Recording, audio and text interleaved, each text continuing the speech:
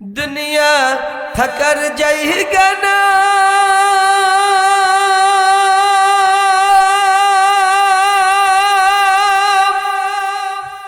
এ দুনিয়া দুনিয়া থাকার জায়গা না। হাইর নাকের কাছে জীবন তোমার, মরণ ঘরের পিছে, পরাণ পাখি দিলে ফাঁকি, সবই তোমার মিছে। কথা বলেন। হাইর নাকের কাছে জীবন তোমার, মরণ ঘরের পিছে, পরাণ পাখি দিলে ফাঁকি, সবই তোমার মিছে। আরে চোখ বুঝলে একবার তুমি, হাইরে চোখ বুঝলে একবার আর তো ফিরে আইবা না। দুনিয়া থাকার জায়গা না। হাইরে আতর সাদা কাপড় দিয়া মোরায়া রাখবে দেহ। আল্লাহ পাক আপনাদের জন্য এই আয়াতখানা নাজিল করেছেন। আল্লাহ পাক বলেন, পৃথিবীর নারীরা শোনো, আমি আল্লাহ পাক তোমাদেরকে সৃষ্টি করেছি। তোমাদের ইজ্জত, তোমাদের সম্মান কোথায় ভালো থাকবে, তোমাদের ইজ্জত কোথায় নিরাপদ থাকবে, এই ফর্মুলা আমি আল্লাহ পাক জানি বলেই আমি আল্লাহ পাক তোমাদের একটা প্রেসক্রিপশন করে দিলাম, সাজেশন করলাম, একটা ওয়াজ করে দিলাম, নসিহত করে দিলাম। আল্লাহ পাক জানিয়ে দিল, কুলনা ফি বুয়ুতিকুন্না, ও পৃথিবীর নারীরা শোনো, তোমাদের নিরাপদ জায়গা হলো তোমাদের ঘর, তোমাদের বাড়ি। তোমাদের বাড়ির মধ্যেই হবে তোমাদের জন্য নিরাপদ স্থান। সুবহানাল্লাহ। বাবুদের জন্য আল্লাহ পাক বাড়িটাকেই নিরাপদ স্থান করেছেন। সুবহানাল্লাহ। দুনিয়ার সমস্ত নারীরা যদি প্রশ্ন করে, আল্লাহ বাড়ির থেকে কোনো সময় যদি ঘর হতে বের হওয়ার প্রয়োজন হয়, রাস্তায় বের হওয়ার প্রয়োজন হয়, কোনো সময় মার্কেটে যাওয়া লাগতে পারে, বাজারে যাওয়া লাগতে পারে, ডাক্তারখানায় যাওয়া লাগতে পারে, হসপিটালে যাওয়া লাগতে পারে। আল্লাহ তুমি তো বলেছো মায়েদের নারীদের জায়গা হবে ঘর, বাড়ির থেকে বের হওয়া যাবে না, কিন্তু কোনো সময় তো বের হওয়া লাগতে পারে প্রয়োজন অনুসারে। কথা বলেন ঠিক না?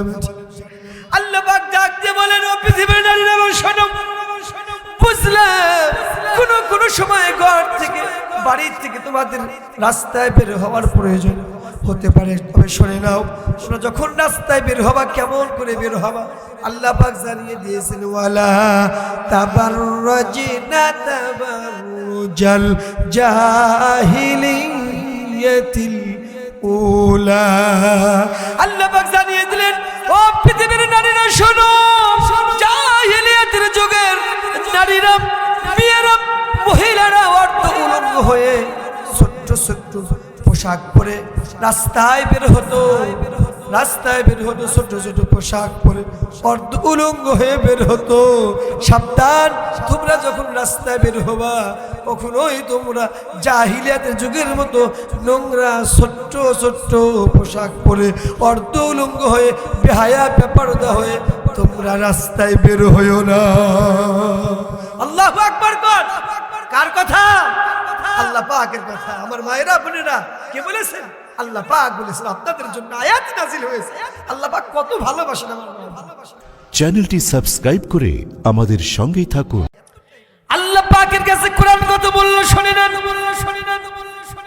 আল্লাহ পাক জানিয়েছিল, পৃথিবীর মানুষ শোনো, ইনায়েতপুরের মানুষ শোনাতলাম, এলাকার মানুষেরা তোমরা শুনে নাও, আমি আল্লাহ পাক যেই কোরআন তোমাদেরকে দিলাম, আমি আল্লাহ পাক যেই কোরআন তোমাদের জন্য হেদায়েত স্বরূপ আলোকবর্তিকা হিসাবে দিলাম, হেদায়েত স্বরূপ গাইডলাইন হিসাবে, গাইড বুক হিসাবে দিলাম, আল্লাহ রাব্বুল আলামিন এই কোরআনুল কারীমের ব্যাপারে বলেন, ও পৃথিবীর মানুষ শোনো, এই কোরআনের মর্যাদা, এই কোরআনের দাম, এই কোরআনের ইজ্জত কতটুকু শুনে নাও, আমি আল্লাহ পাক নিজেই তোমাদেরকে জানিয়ে দিলাম। কুরআনুল কারীমের সূরা হাশরের 21 21 নম্বর আয়াত আল্লাহ পাক জানিয়ে দিলেন লাউ আনজালনা হাযাল কুরআনা আলা জাবালিন লারাআইতাহু খাশিআম মুতাসাদ্দিআম মিন খাশিয়াতিল্লাহ।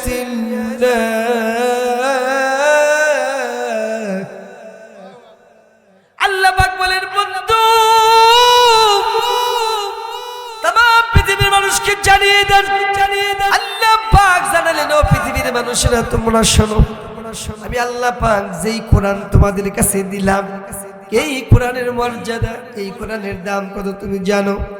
আমি আল্লাহ পাক যদি নবী মুহাম্মদুর রাসূলুল্লাহ আমার নবী আমার হাবিব মুহাম্মদুর রাসূলুল্লাহ সাল্লাল্লাহু আলাইহি ওয়াসাল্লামের উপরে যদি আমি কোরআন নাজিল না করতাম, খুব মনোযোগ দেন, আমি আল্লাহ পাক যদি নবীর উপরে কোরআন নাজিল না করতাম, কুরআনুল কারীম নবীর উপরে নাজিল না করে এই কোরআন যদি আমি নাজিল করতাম আলা জাবাল, জাবালুন মানে পাহাড়, জাবাল মানে কি পাহাড়, আমি যদি পাহাড়ের উপরে কোরআন নাজিল করতাম, পাহাড় আল্লাহ রাব্বুল আলামিনের কোরআনের সম্মান, কোরআনের ইজ্জত, কোরআনের সম্মান, কোরআনের ভার, কোরআনের ওজন সহ্য করতে না পেরে পাহাড় সন্তুষ্ট হয়ে যেত, পাহাড় আর পাহাড় থাকতো না, পাহাড় চূর্ণ বিচূর্ণ হয়ে যেত, পাহাড় এই পৃথিবী থেকে ধ্বংস হয়ে যেত। জোরে জোরে বলেন সুবহানাল্লাহ। আল্লাহ পাক নিজে বলেছেন সূরা হাশরের 21 নম্বর আয়াত, আমি কোরআন যদি নবীর উপরে নাজিল না করে যদি আমি পাহাড়ের উপরে নাজিল করতাম, আল্লাহ পাক বলেছেন কোরআনের এত দাম, কোরআনের ইজ্জত, কোরআনের সম্মান, কোরআনের ভার, কোরআনের ওজন সহ্য করতে না পেরে পাহাড় ধ্বংস হয়ে যেত, চূর্ণ বিচূর্ণ হয়ে যেত, পাহাড়ের অস্তিত্ব থাকতো না, পাহাড় আর পাহাড় থাকতো না। যদি বলেন আল্লাহু আকবার। কোন কোরআন শোনার জন্য এসেছেন?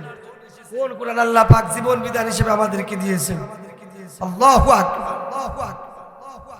পাহাড়ে কি পাহাড়ের উপর নাজিল না করে আল্লাহ পাক আমাদের উপর নাজিল করেছেন।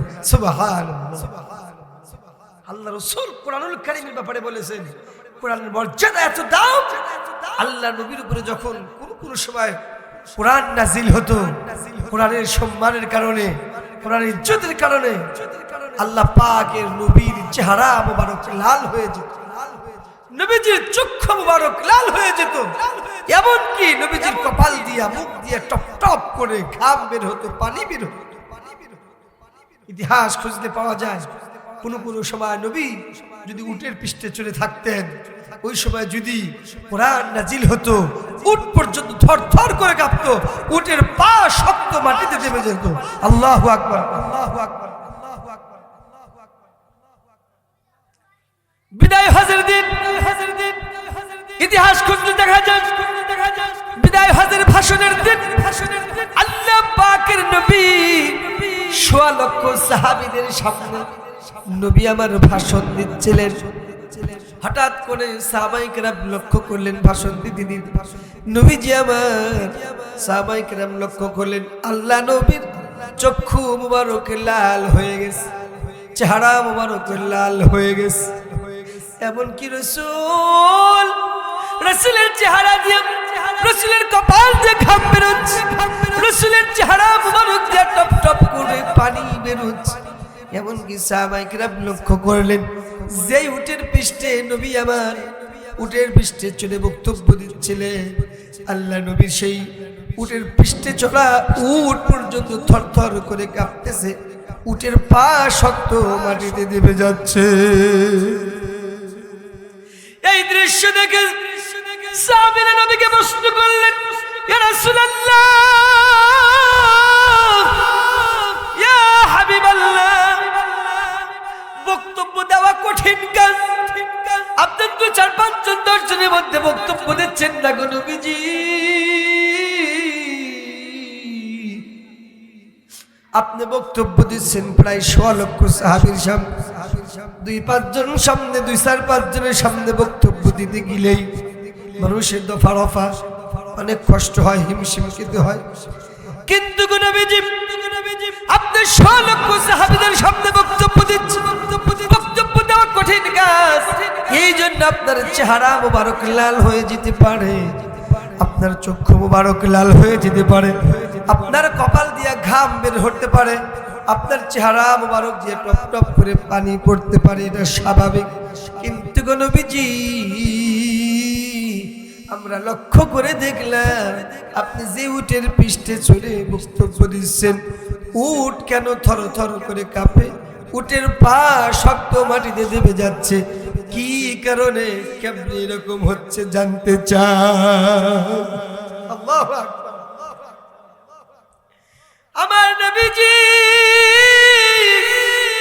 সাহাবায়ে কিরাম রাদিয়াল্লাহু তাআলা আনহু যখন প্রশ্ন করেছে, নবীজি আমার উত্তর দিলেন, গো আমার সাহাবীরা শোনো, আমার চেহারা মুবারক লাল হয়ে, চক্ষু মুবারক লাল হয়ে গেল, কপাল দিয়ে ঘাম বের হয়, মুখ দিয়ে ঘাম বের হচ্ছে, চেহারা দিয়ে ঘাম বের হচ্ছে।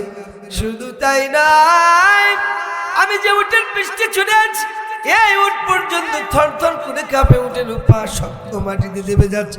তার কারণ হলো এই মুহূর্তে আল্লাহ পাক হযরত জিবরাইল আমিন আলাইহিস সালাতু ওয়াস সালামকে পাঠিয়েছেন আমার কাছে একখানা আয়াতে কারিমার অংশ দিয়া, অর্থাৎ এই মুহূর্তে আমার কাছে একটা আয়াতে কারিমার অংশ বিশেষ নাজিল হয়ে গেল। যে আয়াতটা নাজিল হলো, এই আয়াতটার ওজন এতটাই ওজন, এতটাই সম্মান, এতটাই গুরুত্বপূর্ণ, এতটাই মর্যাদাপূর্ণ, এতটাই এই আয়াতের ভারী, এই আয়াতের ওজন এতটাই, এই আয়াতের ওজন সহ্য করতে না পেরে আমি রাসূল তো দূরের কথা, আমি রাসূল যে উটের পৃষ্ঠে চড়ে আসি, উট পর্যন্ত থর থর করে কাঁপে, উটের পা শক্ত মাটিতে দেবে যাচ্ছে। জোরে জোরে বলুন আল্লাহু আকবার। সাহাবীরা এই মুহূর্তে একখানা আয়াতে কারিমা নাজিল হয়েছে, এই আয়াতে কারিমার ওজন, এই আয়াতে কারিমা এতটাই ইম্পর্টেন্ট, এতটাই গুরুত্বপূর্ণ, আয়াতে কারিমার ওজন সহ্য করতে না পেরে আমি রাসূলের চেহারা মুবারক লাল হয়ে গেছে, রাসূল ঘেমে গেছে, আমার উট পর্যন্ত থর থর করে কাঁপে, উটের পা শক্ত মাটিতে দেবে যাচ্ছে। আল্লাহু আকবার। আল্লাহর কোরআন এতটাই ওজন, এতটাই ইম্পর্টেন্ট, এতটাই মর্যাদা। বিদায় হাজার দিন কোন আয়াত নাজিল হলো শোনার দরকার আছে না নেই? হ্যাঁ, শুনতেছেন না আমার কথা? যে আয়াত নাজিল হওয়ার কারণে নবীজি ঘেমে গেলেন, যে আয়াত নাজিল হওয়ার কারণে নবীজির চেহারা মুবারক লাল হয়ে গেল, যে আয়াত নাজিল হওয়ার কারণে নবীজির চক্ষু মুবারক লাল হয়ে গেল, যে আয়াত নাজিল হওয়ার কারণে উটের পা শক্ত মাটিতে দেবে যাচ্ছে, উট থর থর করে কাঁপে। সে আয়াতটি হলো এই আল্লাহ রাব্বুল আলামিন কোরআনুল কারীমের সূরা মাইদা 6 নম্বর পারা 5 নম্বর পৃষ্ঠা একটা সূরা আছে, সূরাতুল মাইদা। সূরাতুল মাইদার 3 নম্বর আয়াতের অংশ বিশেষ 6 নম্বর পারায় শুরুর দিক দিয়ে আয়াতখানা আছে। আল্লাহ পাক জানিয়ে দিয়েছেন, আল-ইয়াউমা আকমালতু লাকুম দীনাকুম ওয়া আতমামতু আলাইকুম নি'মাতি ওয়া রাদিতু লাকুমুল ইসলাম দীনা। আল্লাহু আকবার। আল্লাহ পাক বলেন, আল-ইয়াউম, ইয়াউমুন শব্দের অর্থ হচ্ছে দিন। ইয়াউমুন আগে আল্লাহ পাক আলিফ লাম লাগালেন, আলিফ লাম লাগিয়ে এখানে আলিফ লামে মারিফা করলেন, দিনটাকে মারিফা করলেন, নির্দিষ্ট করলেন। আল্লাহ পাক জানালেন আল ইয়াউম, আজকের এই দিনে, তার মানে বিদায় হজের দিনে আল্লাহ পাক জানালেন আকমালতু লাকুম দীনাকুম, ও আমার পৃথিবীর মানুষেরা, আমি তোমাদের জন্য আমার পক্ষ থেকে তোমাদের জন্য দ্বীনকে পরিপূর্ণ করে দিলাম। সুবহানাল্লাহ। আমার পক্ষ থেকে আমার নিয়ামত তোমাদের জন্য মনোনীত পূর্ণাঙ্গ করলাম। ওয়াতমামতু আলাইকুম নি'মাতি ওয়া ওয়ারাদিতু লাকুমুল ইসলাম দীনাম। আজকের এই দিনে কিয়ামত পর্যন্ত তোমাদের ধর্ম কি হবে, আমি আল্লাহ রাব্বুল আলামিন সেই ধর্ম নিজে পছন্দ করে আমি আল্লাহ পাক আজকেই তোমাদের জন্য একেবারে চিরজীবনের জন্য আমি আল্লাহ পাক স্থায়ী করে দিলাম। সেই ধর্মের নাম হচ্ছে ইসলাম। ইসলাম, জোরে জোরে বলেন সুবহানাল্লাহ। আল্লাহ বলেছেন বিদায় হজের দিন, আজকে আমার পক্ষ থেকে তোমাদের জন্য দিনকে পরিপূর্ণ করলাম, আমার নিয়ামতকে পূর্ণাঙ্গ করলাম। আমি আল্লাহ পাকের পক্ষ থেকে মনোনীত নিজে পছন্দ করা ধর্ম হিসাবে ইসলামকে তোমাদের জন্য ধর্ম হিসাবে আমি মনোনীত করে দিলাম, পছন্দ করে দিলাম। সিল্লা বলে সুবহানাল্লাহ। আমরা যে ধর্ম পেয়েছি, ধর্মের নাম কি? ইসলাম ধর্ম, আল্লাহ পাকের নিজের পছন্দ করা ধর্ম। সুবহানাল্লাহ বলবেন না? এই পৃথিবীতে আর কোনো ধর্ম নাই, এই পৃথিবীতে একটাই মাত্র ধর্ম, Islam. Islam is the complete code of life. Islam শুধু ধর্মের নাম নয়, ইসলাম হচ্ছে একটা পূর্ণাঙ্গ জীবন বিধানের নাম। সুবহানাল্লাহ। এই পৃথিবীতে কাগজে কলমে যত আমরা ধর্ম দেখতে পাই, এখন ইন্টারনেটে যদি আপনি সার্চ দেন প্রায় 4300 ধর্ম দেখতে পাবেন। একটাও ধর্ম আল্লাহ পাকের ইসলাম বাদ দিয়ে একটা ধর্ম এই পৃথিবীতে আল্লাহ পাক দেন নাই। আল্লাহ পাকের এই পৃথিবীতে একমাত্র ধর্ম দিয়েছেন ইসলাম। ইসলাম বাদে যতগুলো ধর্ম আছে এই ধর্মগুলো হচ্ছে মানুষের তৈরি করা ধর্ম, মানুষের বানানো ধর্ম। কথা বলেন ঠিক না ঠিক? একমাত্র ধর্ম হচ্ছে আল্লাহর পক্ষ থেকে ইসলাম। ইসলাম ইসলাম সুবহানাল্লাহ। ইসলাম বাদে যা কিছু করবেন আল্লাহ পাক কিছুই কবুল করবেন না। আল্লাহ পাক সূরা আল ইমরানের ভিতরে বলেছেন, ওমাই ইয়াবতাগি গায়রাল ইসলামি দীনান ফালা ইউকবাল। একটা আমল, একটা কাজ আমি আল্লাহ পাকের কাছে অ্যাকসেপ্টেবল নয়, গ্রহণযোগ্য নয়, একটাও আমি আল্লাহ পাক কবুল করব না। নাউজুবিল্লাহ। আমাদের দেশে অনেকে আছে আমরা ইসলামী শরিয়া আইন মানি না, ইসলাম মানি না, শরিয়া আইন মানি না, আছে না নাই? ইসলামী শরিয়া আইন যারা মানে না তারা তো এই পৃথিবীতে মুসলমান থাকতে পারে না। কথা বলেন ঠিক না বেঠিক? তৎকালীন কাফের মুশরিকরা ইসলামী শরিয়া আইন মানে নাই, আল্লাহর শরীয়তকে মানে নাই, ইসলামকে মানে নাই, রাসূলকে মানে নাই। আল্লাহ পাকের কোরআনের কোন একটা অক্ষর, কোন একটা শব্দ যদি কেউ না মানে সে ব্যক্তি হয়ে যাবে কাফের, মুরতাদ। কথা বলেন ঠিক না বেঠিক? মুসলমান হোক, সে হুজুর হোক, আর সে পিসাব হোক, আলেম হোক, সে যদি বলে আমি সব মানি, ইসলামী শরিয়ার আইন মানি না, তাহলে সে ব্যক্তি কাফের হয়ে যায়। কথা বলেন? ইসলামী শরিয়ার ভিতরে আছে নামাজ পড়া, শরিয়া আইন। নামাজের ভিতরে রুকু সিজদা দিতে হবে, শরিয়া আইন। আত্তাহিয়াতু পাঠ করতে হবে, শরিয়া আইন। জানাজার নামাজ কিভাবে করতে হবে, শরিয়া আইন। বিবাহ, তালাক ইত্যাদি কবুল সব শরিয়া আইন। আপনি যে বলেন যে আমি শরিয়া আইন মানি না, তার মানে তো আপনি কিছুই মানেন না। আপনি কেমনে কি? আপনি নামাজ মানেন না, আপনি রোজা মানেন না, আপনি হজ মানেন না, আপনি যাকাত মানেন না। শরিয়া আইনের ভিত্তিতে আপনার বাবার বিবাহ হয়েছে, মায়ের বিবাহ হয়েছে, আপনার মায়ের সন্তান আপনি বৈধ সন্তান। আপনি যদি শরিয়া আইন না মানেন আপনি তো বৈধ সন্তান হতে পারেন না। কথা বলেন ঠিক না বেঠিক? তার কারণ শরিয়া আইনের ভিত্তিতেই আপনার মা বাবার বিবাহ হয়েছে, আর মা বাবার ওরসজাত সন্তান তো আপনি। শরিয়া আইন যদি নাই মানেন তাহলে শরিয়া ভিত্তিক আপনার বাবা মার বিবাহ হয় না। কথা বলেন ঠিক না বেঠিক? সাবধানে কথা বলতে হবে আমাদের। মনে যা ইচ্ছা তাই মুখে আসবে এটা বলা যাবে না যে মুসলমান মুসলমান মায়ের সন্তান। আমাদের আল্লাহ এক, রাসূল এক, আমাদের নেতা এক, আমাদের কোরআন এক। আমরা মুসলমান, বাঁচতে হলে কোরআন নিয়ে বাঁচবো, বাঁচতে হলে ইসলাম নিয়ে বাঁচবো, বাঁচতে হলে ইসলামী শরীয়ত নিয়ে বাঁচবো। কথা বলেন ঠিক না বেঠিক? কারা কারা রাজি আছেন দুই হাত তুলে দেখান। লিল্লাহি তাকবীর, নারে তাকবীর। ইসলামের আলো, কোরআন সুন্নাহ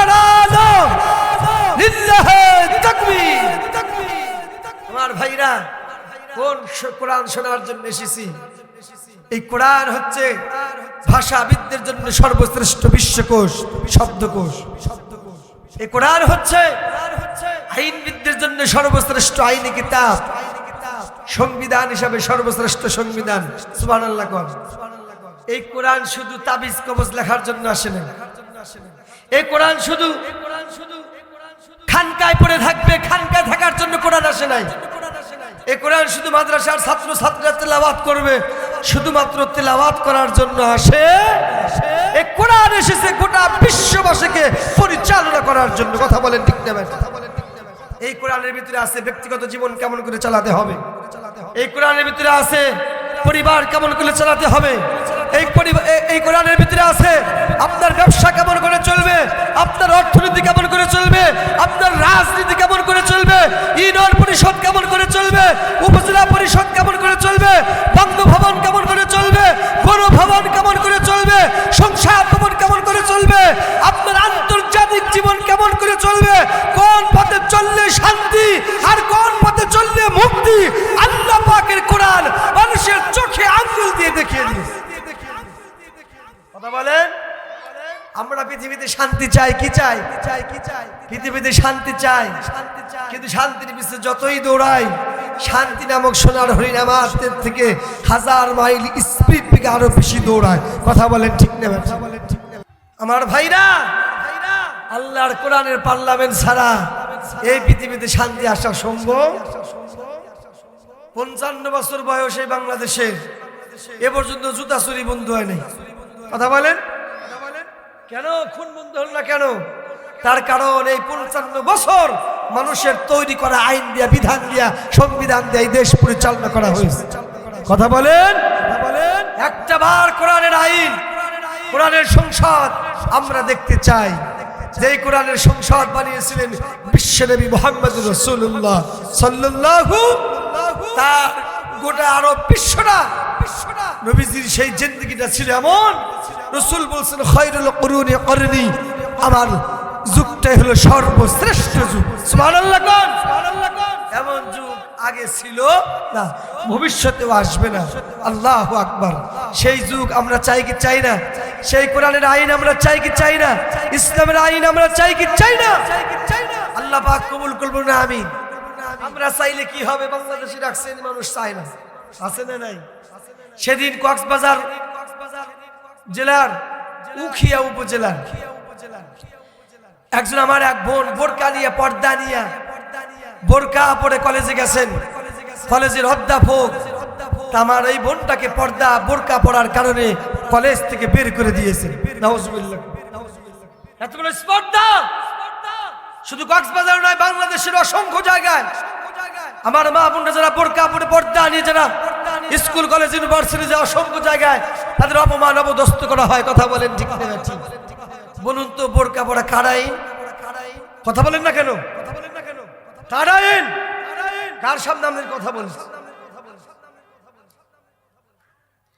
আল্লাহ পাক নামাজের কথা বলেছেন কোরআনে, আল্লাহ পাক রোজার কথা বলেছেন কোরআনে, আমরা হজ করে টাকা থাকলে হজ করি, হজের কথা বলেছেন কোরআনে, যে আল্লাহ আমরা যাকাত দেই টাকা থাকলে, যাকাতের কথা বলেছেন কোরআনে।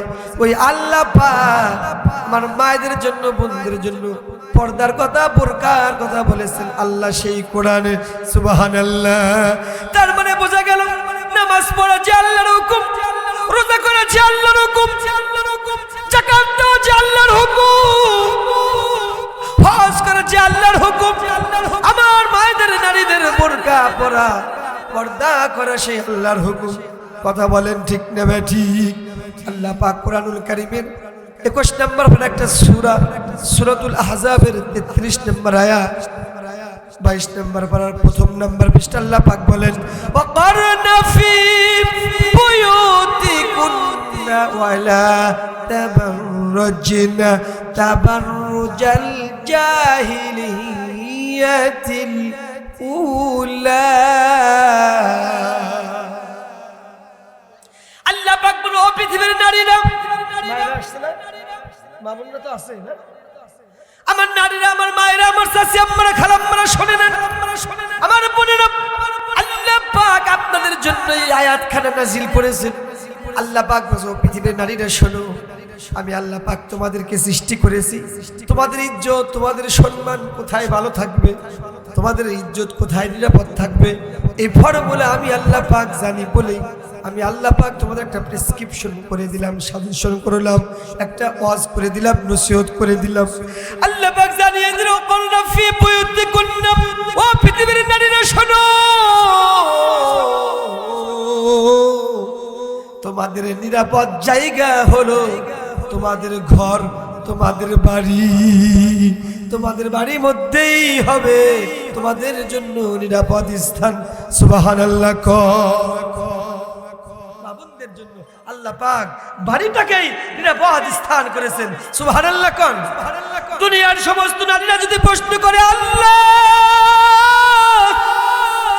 বাড়ির থেকে কোনো সময় যদি ঘর হতে বের হওয়ার প্রয়োজন হয়, রাস্তায় বের হওয়ার প্রয়োজন হয়, কোনো সময় মার্কেটে যাওয়া লাগতে পারে, বাজারে যাওয়া লাগতে পারে, ডাক্তারখানায় যাওয়া লাগতে পারে, হসপিটালে যাওয়া লাগতে পারে, আল্লাহ তুমি তো বলেছো মায়েদের নারীদের জায়গা হবে ঘর, বাড়ির থেকে বের হওয়া যাবে না, কিন্তু কোনো সময় তো বের হওয়া লাগতে পারে প্রয়োজন অনুসারে। কথা বলেন ঠিক না?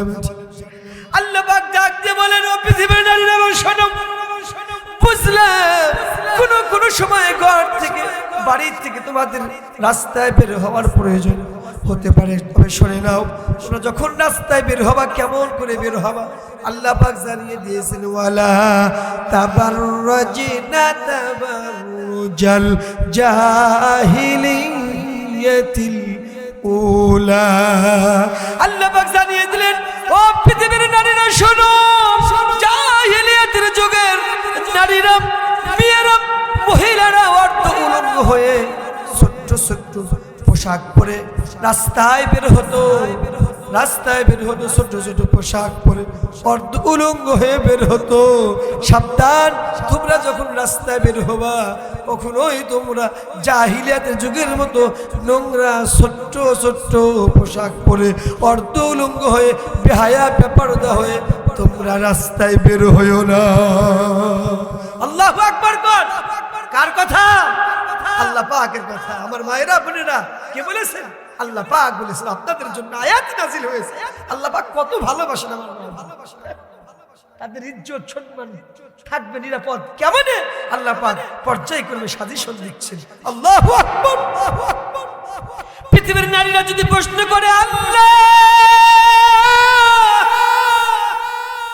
বুঝলাম জাহিলিয়াতের যুগের নারীদের মতো ছোট্ট ছোট্ট নোংরা পোশাক পরে রাস্তায় বের হওয়া যাবে, আল্লাহ গো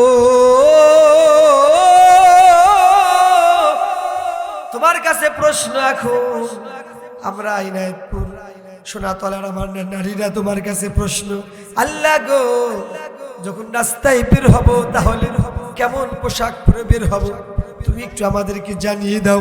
যেহেতু ছোট্ট ছোট্ট পোশাক পরে অর্ধ উলঙ্গ বেপরদা হয়ে রাস্তায় বের হওয়া যাবে না, তাহলে কেমন পোশাক পরে বের হব একটু জানতে চাই। আল্লাহ পাক পৃথিবীর নারীরা প্রশ্ন করার সঙ্গে সঙ্গে ১,৫০০ বছর পূর্বে আল্লাহ পাক কুরআনুল কারীমের ভিতরে জানিয়ে দিয়েছেন। সূরাতুল আহজাবের 59 59 নম্বর আয়াত আল্লাহ পাক জানিয়ে দিয়েছেন, ইয়া আইয়ুহান নাবিয়্যু কুল লিআজওয়াজিকা ওয়া বানাতিকা ওয়া নিসাইল মুমিনিনা ইউদনিনা আলাইহিন্না মিন জালাবিবিহিন। আল্লাহু আকবার কোন, আল্লাহু আকবার কোন। আল্লাহ পাক ডাক দিয়ে বলেন, নবী, আল্লাহ নবী প্রিয় হাবিবকে ডাক দিয়ে আমার নবী আপনি আপনার স্ত্রীকে বলুন। কি বলবে? আল্লাহ পাক এটাই জানিয়ে দিলেন, আপনার স্ত্রীদেরকে বলুন। শুধু আপনার স্ত্রী না, আপনার কন্যা সন্তান যারা আছে তাদেরকে বলুন।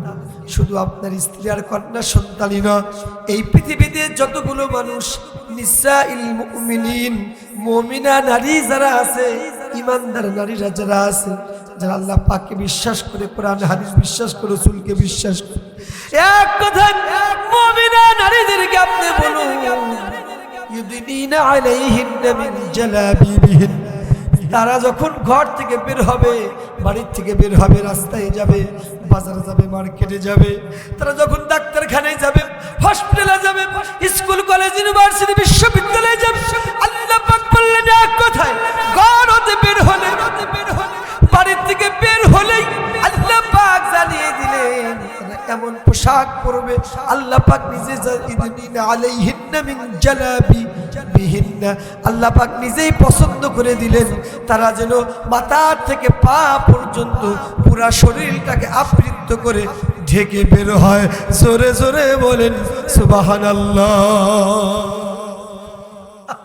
আমার নারীরা কেমন কেমন পোশাক পরবে, কেমন পোশাক পরবে? আমার মায়েরা যে বোরকা পরে এখন বর্তমানে পা থেকে মাথা পর্যন্ত ঢেকে নেয়, এই সিস্টেম, এই পদ্ধতি, এই নিয়ম, এই কানুন আল্লাহ পাকের। সুবহানাল্লাহ কার? এই সিস্টেমটা কার? নারীরা যে বোরকা পরে পুরো শরীর থেকে আবৃত করে বের হয়, এই পদ্ধতিটা হলো আল্লাহ পাকের। সুবহানাল্লাহ কার? পৃথিবীর নারীরা যদি প্রশ্ন করে, আল্লাহ আমরা তো বাঙালি জাতি, বাঙালি নারীরা প্রশ্ন করলে, আল্লাহ বুঝলাম মাথা থেকে পা পর্যন্ত ঢেকে পুরা দেহটাকে আবৃত করে বের হতে হবে। আল্লাহ গো, আমি যদি পা থেকে মাথা পর্যন্ত আবৃত করে বের হয়, পুরা শরীরটাকে যদি ঢেকে বের হয়, তাহলে আল্লাহ আমাদের কি লাভ হবে জানতে চাই। আমরা লাভ ছাড়া তো কিছু বুঝি না। আল্লাহ পাক ডাক দিয়ে বলে, ও পৃথিবীর মানুষ, ও পৃথিবীর নারীরা, আমার মায়েরা, আমার চাচি আম্মারা, খালাম্মারা, ফুফু আম্মারা, বোনেরা, ভাবিরা, শুনে নাও। আল্লাহ পাক ডাক দিয়ে বলেছেন, যালিকা আদনা আইয়ুরাফনা ফালা আয়ুযাইন ওয়া কানা আল্লাহু গফুরান রহিমা। আল্লাহ পাক ডাক দিয়ে বলেছিল, পৃথিবীর মানুষ, পৃথিবীর নারীরা শোনো, প্রশ্ন করেছো তোমাদের কি লাভ হবে জানতে চাই। ও পৃথিবীর নারীরা শোনো, জাহিলিয়াতের যুগের নারীরা যখন ছোট্ট ছোট্ট পোশাক পরে অর্ধুলঙ্গ হয়ে রাস্তায় বের হতো, বকাটে যুবক ছেলেরা রাস্তাঘাটে উত্তপ্ত করত, রাস্তাঘাটে ইফটিজিং করত, দিনে দুপুরে তাদের দিবালোকে মানুষের সামনে ধর্ষণ করত, জোরপূর্বক দিবালোকে ধর্ষণ করত। নারীদের ইজ্জত তখন ইজ্জত ছিল না, নারীরা শুধু ভোগের বস্তু ছিল। ও পৃথিবীর নারীরা শুনে না, তোমরা যখন পুরা শরীরটাকে আবৃত করে রাস্তায় বের হবা, তখন সেই যুবক ছেলেরা, বকাটে যুবকেরা তোমাদের দেখে চিনতে পারবে, তোমাদের দেখে তারা বুঝতে পারবে এটা সম্ভ্রান্ত পরিবারের লোক, এটা ভদ্র ফ্যামিলির লোক, এটা ইমানদার পরিবারের লোক। না না, এদেরকে উত্তক্ত করা যাবে না, এদেরকে ইফটিজিং করা যাবে না, এদেরকে অসম্মানী করা যাবে না, এদেরকে লাঞ্ছিত করা যাবে না, এদেরকে ধর্ষণ করা যাবে না। আল্লাহ পাক বোঝাতে চাইলেন, আমি আল্লাহ পাকের আইন ও কানুন বিধান মেনে যদি পর্দা করে বেপর্দা না হয়ে যদি চলো, ঘর থেকে বের হয়ে আবার ঘরে যখন ফিরবা, ইজ্জত সম্মান নিয়ে তোমরা ঘরে ফিরতে পারবা। জোরে জোরে বলেন সুবহানাল্লাহ। সাবধানে থাকিও নারী পর্দার আড়ালে, বলেন সাবধানে থাকিও নারী পর্দার আড়ালে। হাদিসে হারাম লেখে অন্য দেখিলে, হাদিসে হারাম লেখে অন্য দেখিলে, সাবধানে থাকিও নারী পর্দার আড়ালে। শোনো নারী হাদিসের বাণী, যায়ও না আর পর্দা সারি। শোনো নারী হাদিসের বাণী, যায়ও না আর পর্দা সারি। সুপারিশ করিবেন না নবী দায়ুস হইলে, সাবধানে থাকিও নারী পর্দার আড়ালে। আমার মায়েরা বোনেরা, বেহায়া বেপর্দা হয়ে যখন রাস্তায় চলবেন, আপনার চুল, আপনার চেহারা যদি কেউ দেখে, আপনি হবেন দায়ুস।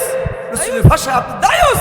আর দায়ুসু লা ইয়াদখুলুল জান্নাহ, এই দায়ুস কোনোদিনও জান্নাতে যেতে পারবে, দায়িস শুধু মেয়েরা মহিলারা হবে না, পুরুষেরাও দায়িস হবে। কোন পুরুষেরা? যেই স্বামী তার স্ত্রীকে পর্দায় রাখতে চায় না, পর্দায় রাখে না, বেপর্দা করে চলে। যেই বাবা তার কন্যা সন্তানকে পর্দায় দেয় না, যে ভাই তার বোনকে পর্দায় রাখে না, সে ভাই, সেই স্বামী, সেই পিতাও দায়িত্ব নাউজুবিল্লাহ। সাবধান, শুধু মায়েরা বোনেরাই দায়িত্ব না, আপনার তো দায়িত্ব ছিল। আপনি আজ ভাই হিসাবে আপনার বোনকে পর্দায় রাখার দায়িত্ব আপনার। আপনি আজ স্বামী হিসাবে আপনার স্ত্রীকে পর্দায় রাখার দায়িত্ব আপনার। আপনি আজ ফাদার হিসাবে, পিতা হিসাবে আপনার দায়িত্ব আপনার কন্যা সন্তানকে পর্দায় রাখার। কথা বলেন ঠিক নেবেন? আপনার সন্তান বেপর্দা হয়ে রাস্তায় বের হবে, উনি দায়ুস হবে। আপনি তাকে পর্দা করাতে পারলেন না বলে আপনি নিজেও দায়ুস, মহিলাও দায়ী, কন্যা সন্তানও, স্ত্রীও দায়ুস হলো, পিতা এরপরে হলো ভাই, স্বামীও দায়ুস হলো। তারাও জান্নাতে যেতে পারবে না। নাউজুবিল্লাহ। আমার ভাইরা, অসংখ্য শিক্ষকেরা এখন পর্দার বিপক্ষে। আমি বলতে চাই, তোমার যদি পর্দা ভালো না লাগে, তোমার যদি পর্দা পছন্দ না হয়, কোরআনের আইন পর্দা পছন্দ না হয়, তোমার মেয়েকে পর্দা করায়ও না, তোমার স্ত্রীকে পর্দা করায়ও না। আমরা বাধ্য করব না তোমার মেয়েকে পর্দা রাখার জন্য। কথা বলেন ঠিক না বাটি? কিন্তু এই শাহজালালের জমিনে, শাহপরান শাহ মকদমের জমিনে, পীর আউলিয়া কেরামের জমিনে, ওলামায়ে কেরামের জমিনে, হাফেজদের এই জমিনে, ইসলামী 95% মুসলমানের দেশে পর্দার বিপক্ষে, কোরআনের বিপক্ষে, ইসলামের বিপক্ষে কথা বলার অধিকার তোমাকে দেওয়া হয় নাই। কথা বলেন ঠিক না ঠিক? শুনে রাখো, ইসলামের বিপক্ষে যারাই গেছে তাদেরকে অপমানিত, অপদস্থ করে এই পৃথিবীতে, এই বাংলাদেশ থেকে তাদেরকে ছাড়া করেছে। কথা বলেন ঠিক না ঠিক? তসলিমা নাসরিন বাংলাদেশের বিপক্ষে ছিল, ইসলামের বিপক্ষে কথা বলার কারণে তসলিমা নাসরিনের বাংলাদেশে জায়গা হয় নাই। আজও যারা কোরআনের বিরুদ্ধে, ইসলামের বিরুদ্ধে, ওলামায়ে কিরামের বিরুদ্ধে, কোরআনের আইনের বিরুদ্ধে, শরীয়তের আইনের বিরুদ্ধে যারা অবস্থান নেবে, তসলিমা নাসরিনের মতো এই বাংলাদেশেও তোমাদের জায়গা হবে না, হবে না, হবে না। কথা বলেন ঠিক না? তারা আমাদের মা বোনদেরকে ইসলাম থেকে দূরে রাখতে চায়। শুনে রাখুন, খুশির সংবাদ হলো 5 আগস্টের পরে, 5 আগস্টের পরে দলে দলে আমার মায়েরা ইসলামের দিকে চলে আসতেছে। আলহামদুলিল্লাহ। কোন যুবকেরা ইসলামের ছায়াতলে ধীরে ধীরে আসতেছে, মুরব্বিয়ানিরা ইসলামের ধীরে ধীরে কাছে আসতেছে। ইসলামের একটি গণজাগরণ সৃষ্টি হয়েছে। অতএব আগামীর বাংলাদেশ, কোরআনের বাংলাদেশ, আগামীর বাংলাদেশ, ইসলামের বাংলাদেশ, আগামীর বাংলাদেশ, ইনসাফের বাংলাদেশ, আগামীর বাংলাদেশ, ন্যায়ের বাংলাদেশ, আগামীর বাংলাদেশ, ওলামায়ে কেরামের বাংলাদেশ, আগামীর বাংলাদেশ, ইসলাম প্রিয় মানুষদের বাংলাদেশ, আগামীর বাংলাদেশ, সন্ত্রাস মুক্ত, জঙ্গিবাদ মুক্ত, ইফতিজিং মুক্ত, চাঁদাবাজ মুক্ত বাংলাদেশ আমরা দেখতে চাই। আগামীকাল সূর্য উঠবে, এটা যেরকম সত্য, এই দেশে কালেমার পতাকা পকপক করে উঠবে, এটাও যেরকম সত্য। কথা বলেন ঠিক না ঠিক? তুমি কালেমার পতাকা উড়াতে দেখতে চান কারা কারা? 2 হাত তুলে দেখান। লিল্লাহি তাকবীর, নারায়ে তাকবীর। আল কোরআনের আলো, আল হাদিসের আলো, লিল্লাহি তাকবীর। কোন একদিন এদেশের আকাশে কালেমার পতাকা উড়বে, সেদিন সবাই আল্লাহর বিধান পে দুঃখ বেদনা ভুলবে। কথা বলে, সেদিন আর রবে না হাহাকার, অন্যায় জুলুম অবিচার, থাকবে না অনাচার, দুর্নীতি কদাচার, থাকবে না অনাচার, দুর্নীতি কদাচার, সকলেই শান্তিতে থাকবে। সেদিন সবাই আল্লাহর বিধান পেয়ে দুঃখ বেদনা ভুলবে। একা একই রমণী নির্জন পথে যাবে, কোনোদিন কোনোজন কটু কথা বলবে না, কোনোদিন কোনোখানে সম্পদের মোহ পড়ে খুনার রাহাজানি করবে না। সেদিন তো আর নেই বেশি দূরে, সেদিন তো আর নেই বেশি দূরে, আর কিছু কষ্ট করলেই মিলবে। সেদিন সবাই খোদাই বিধান পে দুঃখ বেদনা বলবে। সেই দিন অপেক্ষায় আমরা আছি, বলেন ইনশাআল্লাহ। অবশ্যই একজন রমণী রাত্রিবেলা গভীর রাত্রে চলাফেরা করবে, ইফতিজিংয়ের ভয় থাকবে না, ইজ্জত সম্মান নষ্ট হওয়ার কোনো ভয় থাকবে না। ব্যবসা করে মানুষ লক্ষ লক্ষ টাকা নিয়ে বাড়িতে ফিরবে, সম্পদের মোহ পড়ে সেই মানুষটাকে ছিনতাই করবে না, খুন করবে না। আল্লাহু আকবার কর। এমন একটি দেশ আমরা চাই কি চাই না? অবশ্যই আমরা চাই। শুধু চাইলেই হবে না, কাজ করতে হবে। কথা বলেন ঠিক না? ঠিক। ভাত শুধু খাইতে চাইলে হবে না, হাত দিয়ে ভাত খেতে হবে, এরপরে পেটে যেতে হবে। কথা বলেন। ইসলামের রাষ্ট্র চাইলে ইসলামের পক্ষে সমর্থন দিতে হবে, তাছাড়া ইসলাম কবুল হবে না। আর ঈমান নিয়ে কবরে যাওয়া খুব কঠিন। ঈমান নিয়ে যদি কবরে না যেতে না পারেন, আল্লাহর জাহান্নাম অবধারিত। কথা বলেন ঠিক নেবেন।